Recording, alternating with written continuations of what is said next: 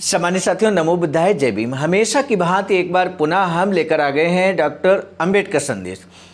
अंबेडकर संदेश के अंतर्गत नियमित तौर पर हम बाबा साहब के भाषण लाते हैं।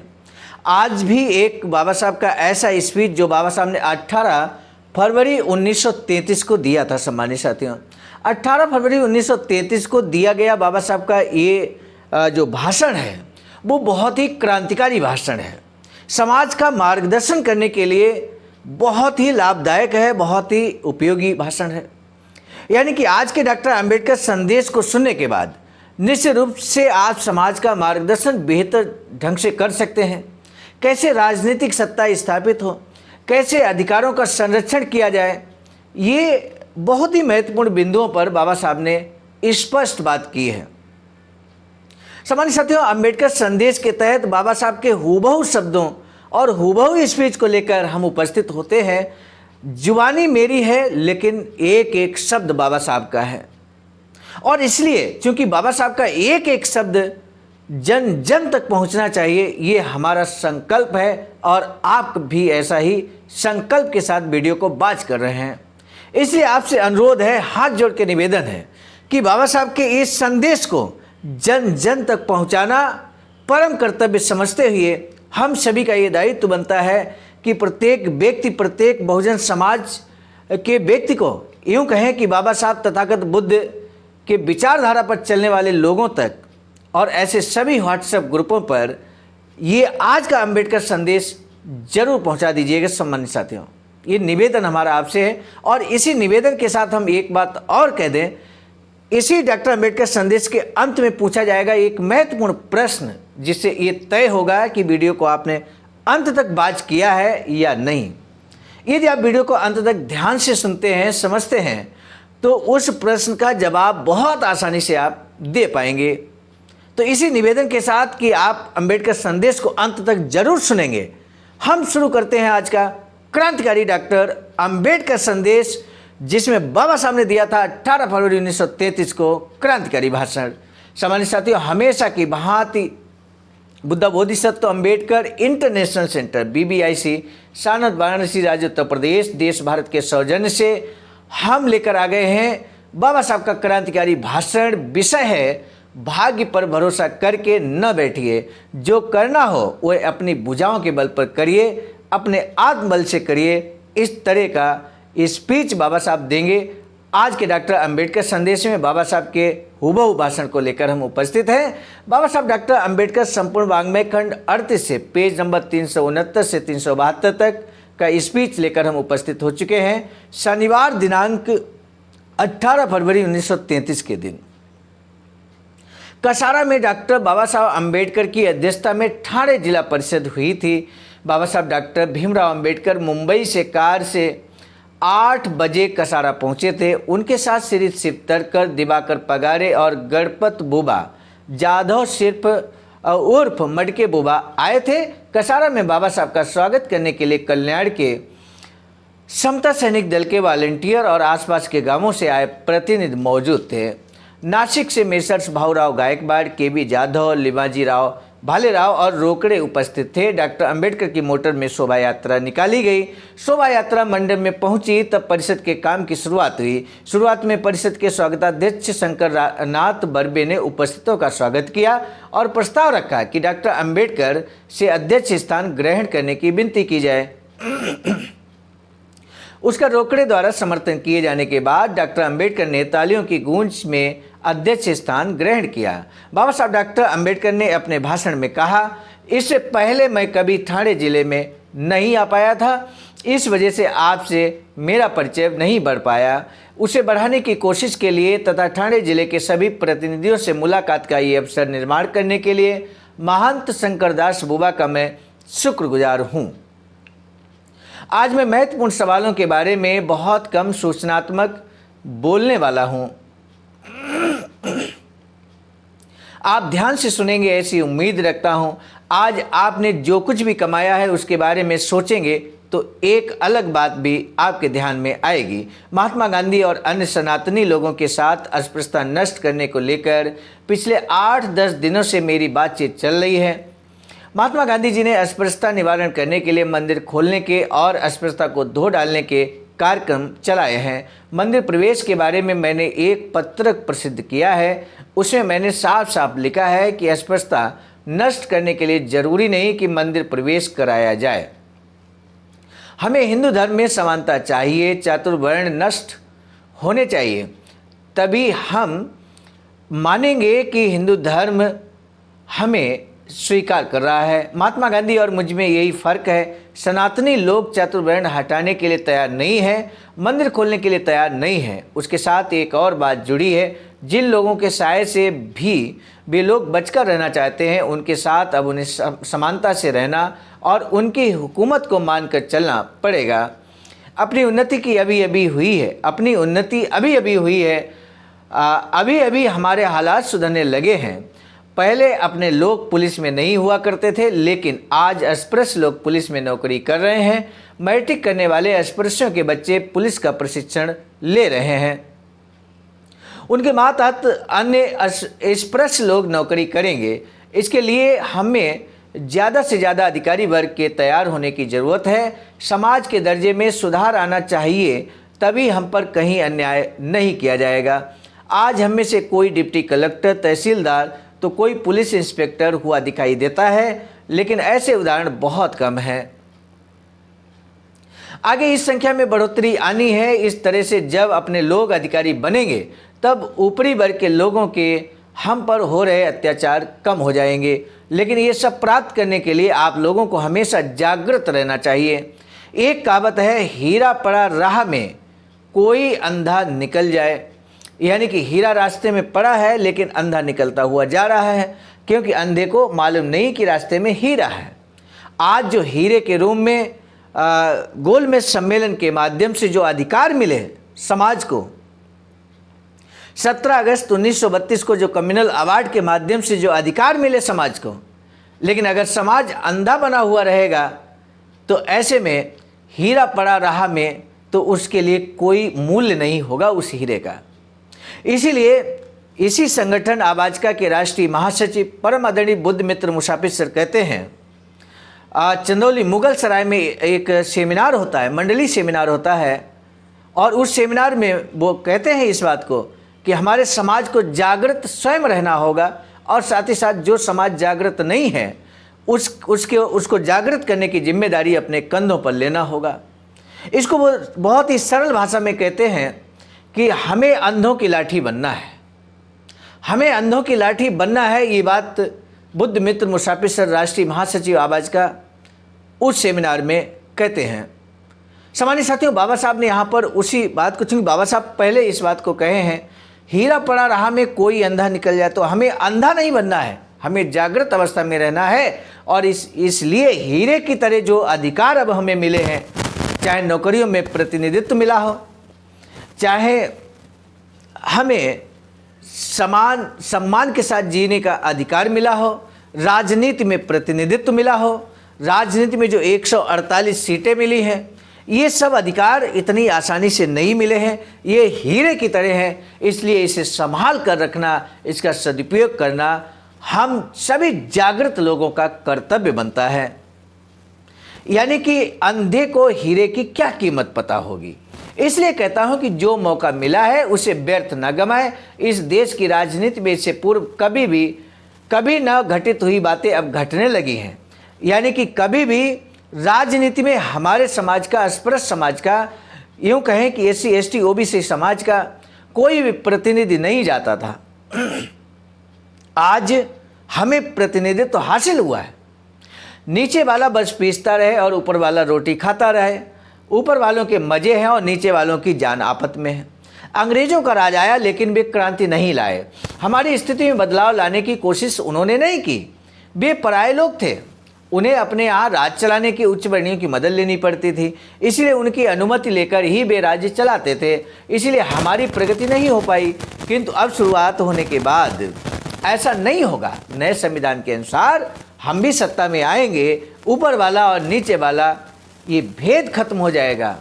और सम्मानित साथियों, जब भारतीय संविधान बाबा साहब ने लागू किया इस देश के अंदर, भारत देश के अंदर, तो समता, स्वतंत्रता, न्याय और बंधुत्व पर आधारित भारतीय संविधान लागू हुआ। इस संविधान की संरक्षण की जिम्मेदारी हमारे कंधों पर है, इस बात को हमें ध्यान रखना होगा। कई बार भारतीय संविधान को बदलने की बात उठती होगी। हमें जागृत अवस्था में रहना होगा कि जब कभी भारतीय संविधान पर अगर कोई आंच आती है तो हमें उठ खड़ा होना होगा, संगठित रहना होगा और हमें अपने भारतीय संविधान की रक्षा करनी होगी। हम कानून बनाएंगे, विधिमंडल में हमें अलग प्रतिनिधित्व मिला है, हमारे प्रतिनिधि विधिमंडल में बैठेंगे और फिर उनकी सलाह के अनुसार पूरे देश का प्रशासन चलेगा। गांव में महार को कोतवाली में आने नहीं दिया जाता था, लेकिन वही महार जब लेजिस्लेटिव काउंसिल में जाएगा तब गांव के लोगों को अस्पृश्य लोगों के साथ समानता का बर्ताव करना ही पड़ेगा। लेकिन मुझे इस बात की पूरी तसल्ली नहीं है कि मिली हुई इस शक्ति का आप पूरा उपयोग करेंगे। अपने हाथ कौन सी शक्ति आ रही है, इस बारे में पूरी तरह जागरूक रहें और इस शक्ति के बारे में सोचें। आपसी भेद को बढ़ावा मिले ऐसा कुछ मत करिए। आपसी भेद को बढ़ावा मिले ऐसा कुछ मत करिए, एकता को बढ़ाएं, फूट को मिटा दें। बाबा साहब हमेशा एकता पर बल दिए हैं मेरे साथियों, हमेशा एकता पर बात करते थे। आपस में किसी तरह की फूट न पड़े इस बात की सलाह देते थे बाबा साहब। और हम अगर सच्चे अनुयायी हैं बाबा साहब के तो हम आपस में फूट नहीं पड़ने देंगे। यानी कि हम बहुजन समाज को यूनाइट रहना होगा, संगठित रहना होगा और संगठन की बदौलत सत्ता हासिल करनी होगी मेरे साथियों। दुर्भाग्य की बात यह है कि आपस में फूट का नशा बढ़ता जा रहा है। बाबा साहब के 1933 के विचार कहीं ये 2023 में साबित तो नहीं हो रहे। ऐसा जरूर विचार कीजिएगा। अगर ऐसा कुछ हो रहा है तो हमें बाबा साहब की बात माननी है, हमें समाज को यूनाइट करना है, संगठित करना है मेरे साथियों। इससे सब किए पर पानी फिर रहा है। नासिक जिला और कोंकण इसके प्रत्यक्ष उदाहरण है। ये दोनों हिस्से एक दूसरे से जुड़े हैं। कोंकण और नासिक में बड़े बड़े सत्याग्रह हुए, वे न होते तो हमें जो राजनीतिक सत्ता प्राप्त हुई वो प्राप्त न होती। नासिक सत्याग्रह के वक्त मैं लंदन में था। उस सत्याग्रह का कारण ऐसी हलचल मची कि वहाँ लंदन टाइम्स में हर रोज़ उसके बारे में खबरें छपती थीं। अंग्रेज लोग भी उन खबरों के बारे में आश्चर्य प्रकट करते थे। एकता के बल पर नासिक के लोगों ने इतना बड़ा काम किया था, लेकिन बड़े दुख के साथ मुझे कहना पड़ रहा है कि वही नासिक जिला अब अपने पैर पीछे खींच रहा है। वहाँ के लोगों ने मानो सार्वजनिक कार्य से संन्यास ले लिया है। और ये सब क्यों हो रहा है? तो केवल व्यक्ति द्वेष के कारण इगतपुरी की घटना को इसके एक उदाहरण के तौर पर लिया जा सकता है। वहाँ एक बार अस्पृश्यों की सभा हो रही थी। वहाँ इस बात पर विवाद छिड़ा कि उस सभा का अध्यक्ष कौन बनेगा। आखिर एक खंबे को अध्यक्ष बनाकर सभा का कामकाज आगे बढ़ाना पड़ा। कहने का मतलब इतना नफरत, इतना द्वेष भाव आपस में कि एक इंसान को हम अध्यक्ष नहीं चुन सके। हम अध्यक्ष बनेंगे, हम कोषाध्यक्ष बनेंगे, हम सचिव बनेंगे, हम उपाध्यक्ष बनेंगे।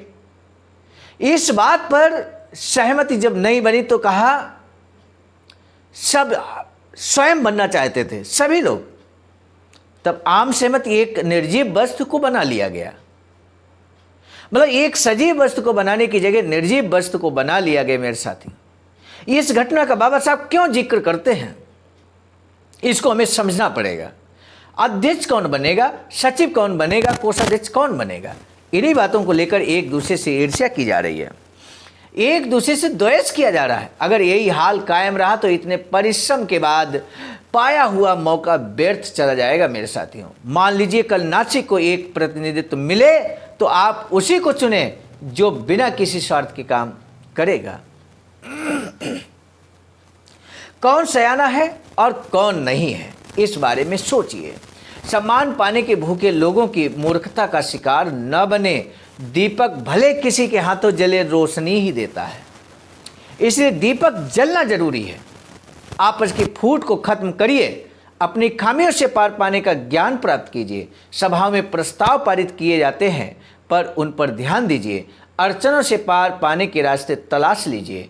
नारू अर्थात रोग हो जाए तो उसके बारे में बातें न बनाइए, उसे ठीक करने के लिए इलाज कीजिए। इलाज हालात के बारे में जान लीजिए। हालात के बारे में कोई आपके घर आकर आपको जानकारी नहीं देगा। इसलिए जनता अखबार खरीदा कीजिए। बाबा साहब कहते हैं जनता अखबार खरीदा कीजिए। एक और बात के बारे में मैं आपको आगाह करना चाहता हूँ। पुणे अनुबंध हुआ, लेकिन हिंदुओं को वह तय दिल से नापसंद है। सच पूछो तो हम हिंदू धर्म की रक्षा कर सकते हैं, लेकिन हिंदू लोग ऐसे हैं कि पुणे अनुबंध का फायदा आपकी झोली में भी पड़ने नहीं देना चाहते। कल हिंदू और मुसलमान काउंसिल में एक होकर आपको कंकड़ की तरह चुनकर अलग कर देंगे। सत्ता के बंटवारे को लेकर हम में संघर्ष होंगे और उस लड़ाई झगड़े में हमें हमारा हिस्सा मिलना ही चाहिए। महाभारत में भी कौरवों पांडवों के बीच युद्ध हुआ था, लेकिन उसमें भीष्माचार्य को पांडवों की सही स्थिति का पता होने के बावजूद कौरवों का दाना पानी लेते रहने के कारण उन्हें कौरवों का ही साथ देना पड़ा था। अर्थात अर्थस्य पुरुषो दासा, अर्थात आदमी पैसे का गुलाम है, जैसी अपनी हालत न होने दें। लोगों के दांव पेच पहचान कर उसके हिसाब से अपना बर्ताव रखें। जो कुछ बुरा होता है वह ईश्वर करता है। ईश्वर ने ही हमें स्पर्शों को जन्म दिया है। ये भगवान की ही इच्छा है। जैसे ख्याल दिल से निकाल दीजिए। फिलहाल आप ईश्वर के बारे में सोचे ही नहीं। पिछले जन्म में किए किसी पाप के कारण नहीं, हमारी हालत आज ऐसी है क्योंकि लोगों ने अपने स्वार्थ पूरे कर लिए और हमारा नुकसान किया। पिछले जन्म के पापों के कारण ये जन्म ये नहीं हुआ। महार के पास अगर ज़मीन नहीं है तो इसलिए कि अन्य लोगों ने वह हड़प ली है, अन्य लोगों ने लूट ली है। इसलिए अस्पृश्यों के पास आज नौकरियां नहीं है। ये जो कुछ अच्छा बुरा हो रहा है उसे सुधारना अपने ही हाथ में है। रेलवे का उदाहरण लेते हैं।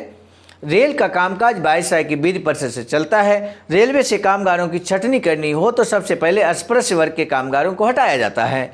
अन्य वर्ग के कामगारों पर संकट की ये गाज तुरंत नहीं गिरती, क्योंकि अन्य वर्गों के कामगारों की जाति के धर्म के प्रतिनिधि विधि परिषद में मौजूद होते हैं। वे अपने कामगारों के हित में वहाँ डटे रहते हैं। अपने वर्ग के प्रतिनिधि वहाँ नहीं है। हमारा एक प्रतिनिधि वहाँ है, लेकिन वह बेचारा अपने वर्ग के बारे में कुछ बोलता ही नहीं है। लेकिन अब हालात बदलेंगे। अब के बाद 22 राय की विधि परिषद में 18% प्रतिनिधि हमारे वर्ग से चुने जाएंगे। इसलिए हमें सावधान रहना होगा। केवल उन्हीं लोगों को चुनकर भेजना होगा जो ठीक से काम करते हैं।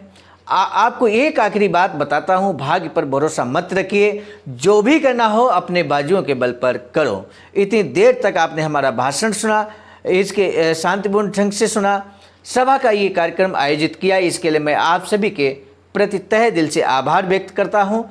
मैं अपना वक्तव्य पूरा करता हूँ। सम्मानित साथियों, आज का डॉक्टर अंबेडकर संदेश का जो महत्वपूर्ण प्रश्न है, बाबा साहब डॉक्टर अंबेडकर और महात्मा गांधी में क्या फ़र्क है, ये बाबा साहब यहाँ पर कहते हैं। हीरा पड़ा राह में कोई अंधा निकल जाए, इस कहावत के द्वारा अस्पृश्यों को प्राप्त शक्ति का पूरा उपयोग नहीं करेंगे। इस बात की तसल्ली क्यों बाबा साहब डॉक्टर भीमराव अंबेडकर को नहीं थी। यहाँ 2 प्रश्न है, 2 प्रश्नों में से किसी एक का जवाब आपको जरूर देना है। सम्मानित साथियों, आज का डॉक्टर अंबेडकर संदेश समाप्त करने से पहले हम आपका तहे दिल से साधुवाद व्यक्त करते हैं कि वीडियो को आपने अंत तक वॉच किया है।